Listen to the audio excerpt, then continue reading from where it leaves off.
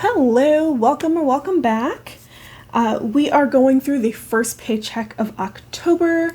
I'm pretty excited to see what's happening, so let's get into it.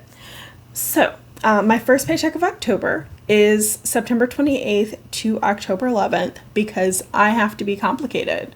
Like, clearly. I think the budget closeout is the most important part of the budget because that's where you tell the last cent where it's going. So that's what I'm all about. So first paycheck of October, we're budgeting $1,030 as usual because that's the worst paycheck at my job I've ever had at my job, minus $20. So that's what we're going with.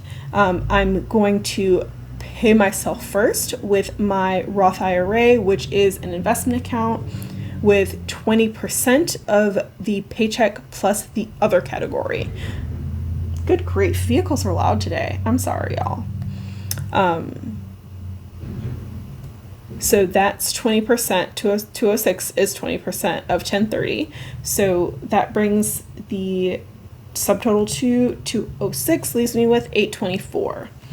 And then for my monthly bills, there are only two monthly bills that will be coming out of this paycheck. That is YouTube for $23. I probably should have written down when this was. So this should be on the 1st for $23. And Netflix, I do believe, is on the 7th or the 8th.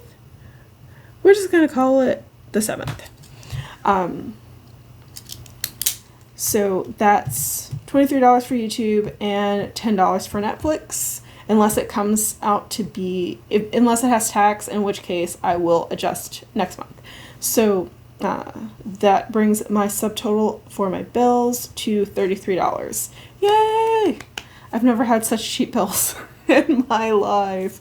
And that leaves me with $791. And then when we get to my variable expenses, these are categories that if I spend it, I spend it. If I don't, I don't. That none of these funds get rolled over is what I mean. Like, these funds don't go to the next month. So if I spend $20 out of this $220, next month I'm not gonna have extra. This is how that works. So dining out, which is any food that's not groceries, that's $20. That's what I'm budgeting that for. Groceries, $220, which will probably be far less, but we're still gonna budget for the normal amount. And then fuel and tolls, I'm budgeting $100 for that for this paycheck. Yes, I know it's not half of 168, which is what I budgeted for the month, but I kind of wanted to give myself more wiggle room this paycheck. So we're going to go with $100 and we're going to see what happens. So that's that for variable expenses. Brings my subtotal to $340, leaves me with $451. And then we go to variable sinking funds, which is the next thing. Most people will call this variable expenses, but I don't keep receipts. I roll this money over. If I don't spend it, I don't spend it. It's just gonna build until I spend it, and we're gonna call that good. So we have health, $100. That's what I'm budgeting for, and this is the only time I'm going to budget for these categories for the month.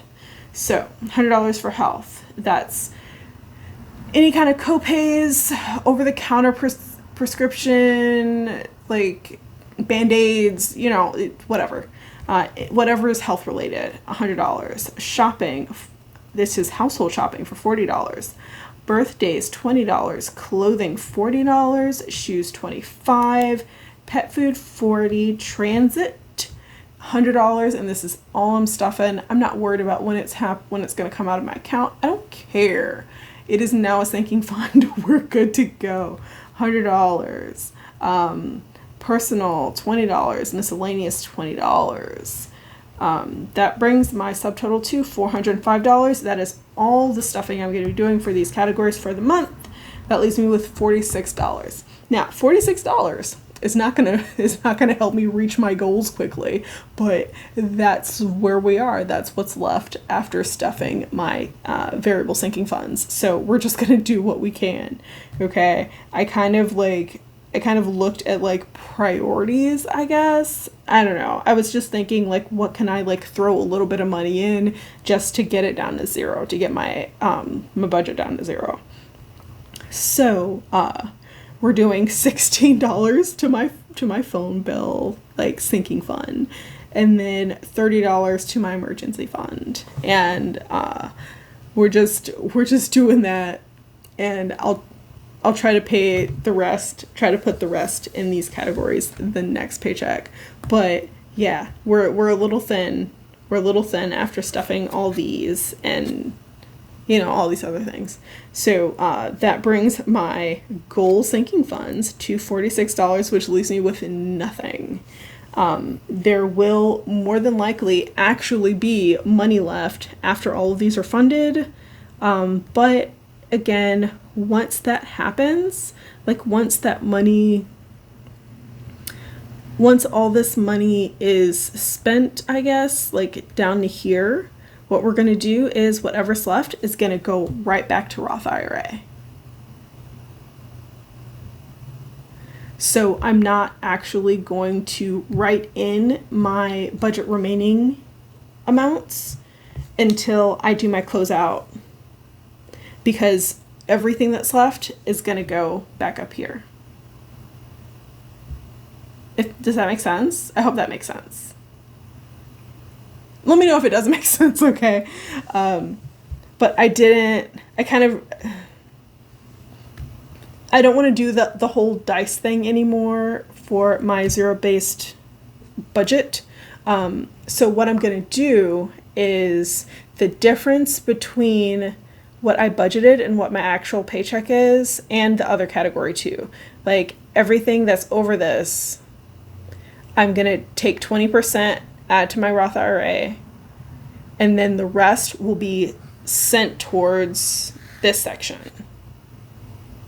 So if I work overtime, if I get credit card cash back, if I do any of those things, if I have any additional money that's not from my savings, 20% of that is going to my Roth IRA, and the rest is going towards goals. And what I'd really love to happen is because the first things that are going to come up are the annual funds, like those are the things that are like, you know, most pressing. I'm going to put extra money in those first, and then we're going to work down the list.